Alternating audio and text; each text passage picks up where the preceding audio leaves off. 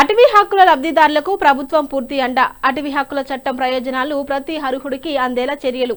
అటవీ హక్కుల పత్రాలు పొందిన గిరిజనులు, ఇతర సాంప్రదాయ అటవీ నివాసుల సమస్యల పరిష్కారంతో పాటు వారికి ప్రభుత్వం సంక్షేమ పథకాల ప్రయోజనాలు పూర్తి స్థాయిలో అందేలా జిల్లా యంత్రాంగం నిరంతరం కృషి చేస్తుందని ఆదిలాబాద్ జిల్లా కలెక్టర్ రాజశేష తెలిపారు.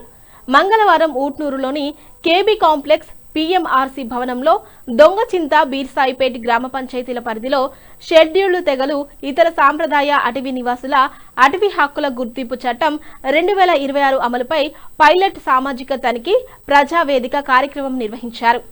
సిఐజీ క్రిస్ప్ సంస్థల ఆధ్వర్యంలో నిర్వహించిన ఈ కార్యక్రమానికి జిల్లా కలెక్టర్ రాజశేష ముఖ్య అతిథిగా హాజరయ్యారు.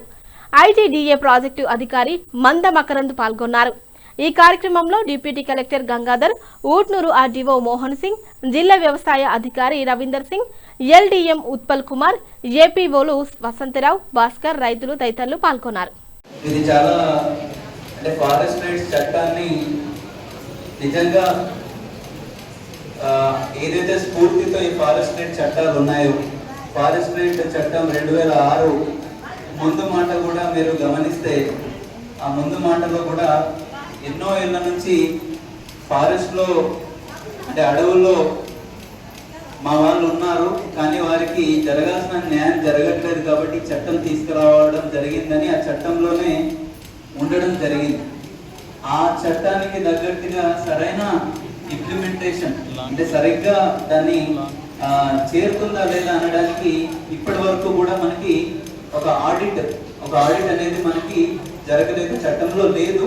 కానీ ఇప్పుడు తీసుకురావాలనే ఒక మంచి ఆలోచనతో క్రిస్ప్ సొసైటీ నుంచి వీరు సోషల్ ఆడిట్ టీం వచ్చి ఒక విషయం ఏంటి అనేది తెలుసుకోవడానికి, ఒక ఇండిపెండెంట్గా తెలుసుకోవడానికి రావడం జరిగింది. అయితే ఇందులో మనకి చట్టానికి తగ్గట్టుగా మనకి 4 రకాల హక్కులు ఉంటాయి.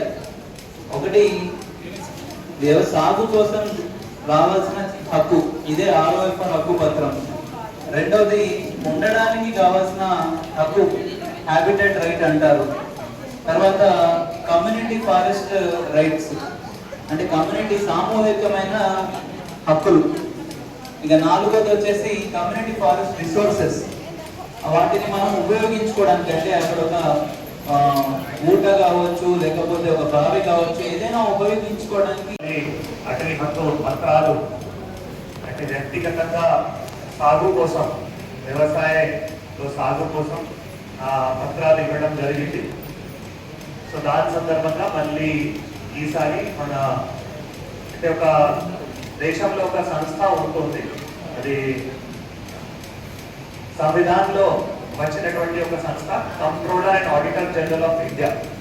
సో వారు ఆధ్వర్యంలో మరి మన జిల్లాలో ఏవైతే ఎన్జిఓస్ ఉన్నారో అంటే స్వయం సహాయక సంఘం, ఇందాక పిఓ గారు చెప్పినట్టు క్రిస్ప్ మరియు బేర్ఫుట్, సో వారు మళ్ళీ మన జిల్లాలో ఉట్నూరు మండలంలో ఈ 2 గ్రామాలు దంతన్పల్లి అండ్ బీర్సాయిపేట్ ఆ గ్రామాల్లో ఉన్న హ్యాబిటేషన్స్కి వెళ్ళి మరియు గత 10-15 రోజుల నుంచి మీ అందరితో ఉండి మరి మీకు అటవీ హక్కు పత్రం ఏవైతే రావడం జరిగింది, దాంట్లో ఏమేమి సమస్యలు ఉన్నాయి, ఆ తర్వాత వచ్చిన తర్వాత మళ్ళీ మీకు ప్రభుత్వం నుంచి ఏవైతే వ్యవసాయం కోసం లాభాలు వస్తున్నాయో రావడం లేదా దాని గురించి మళ్ళీ ఒక సామాజిక ఆడిట్ చెప్తాము. సో ఈ విధంగా ఉపాధి హామీలో కూడా గతంలో సామాజిక పరిశీలన చేయడం జరిగింది. సేమ్ అదే విధంగా దీంట్లో కూడా సామాజిక ఆడిట్ మరియు పరిశీలన చేసి మళ్ళీ అందరి మధ్యలో ఈరోజు మనం జిల్లా లెవెల్ సమావేశంలో నేను, పిఓ గారు మరియు ఫారెస్ట్ అధికారులు ముగ్గురు ఒక కమిటీ ఉంటుంది. ఆ సందర్భంగా మరి అందరితో చర్చ చేయడం జరిగింది. సో నాతో పాటు పాల్గొంటున్న మరియు పిఓ గారు అండ్ అందరూ అధికారులకి, ఫారెస్ట్ అధికారులు కానీ, రెవెన్యూ అధికారులు కానీ, అగ్రికల్చర్ అధికారులు అందరూ, తర్వాత క్రిస్ప్ అండ్ బేర్ఫుట్ స్వచ్ఛ ఏవైతే సేవా సంస్థ ఉన్నారో వారి నుంచి వచ్చినటువంటి సభ్యురాలకి, ప్రింట్ ఎలక్ట్రానిక్ మీడియాకి, ముఖ్యంగా ఈ 2 గ్రామాల నుంచి వచ్చిన మన పట్టేదారులకి, రైతులకి, ప్రజలకి, ప్రింట్ ఎలక్ట్రానిక్ మీడియాకి అందరికీ నమస్కారం తెలియజేస్తూ, సో ఈరోజు అంటే మన అందరికీ ఒక ఏమేమి సమస్యలు ఉన్నాయి కొంచెం తెలవడం జరిగింది. అంటే మీరు కూడా మధ్య మధ్యలో మా దగ్గర ఏవైతే ఫిర్యాదులు ఉన్నాయో తీసుకొని వచ్చి ఇవ్వడం జరుగుతుంది.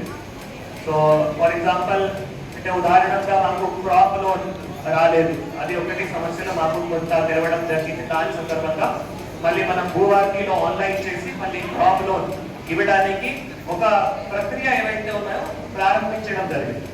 రెండోది అంటే ROFR అంటే అటవీ హక్కు పత్రం పట్టా ఉండేది.